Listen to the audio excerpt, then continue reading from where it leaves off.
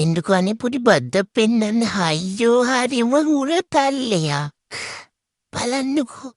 අර බලන්න අර. අයියෝ. එයාට පුත ජීවිතේ එපා වෙලා වගේ හැබැයි ඉන්නේ. මෙච්චර වෙලා මං බලන් ඉඳලත් එයා නෙවෙයිනේ මගේ තියා බලන්නේ. පුන්ටක් ඇස් පෙනීම නම් දුර්වලයි වගේ මෙච්චර ලොකුවට ඉන්න මාව. ඇයි මෙයාට පේන්නේ නැත්තේ? හැබැයි ඉතින් හරිම කියුට් එයා. අර බලන්නකෝ අනේ. අවු තපිනවා. එයා නාලද දන්නේ.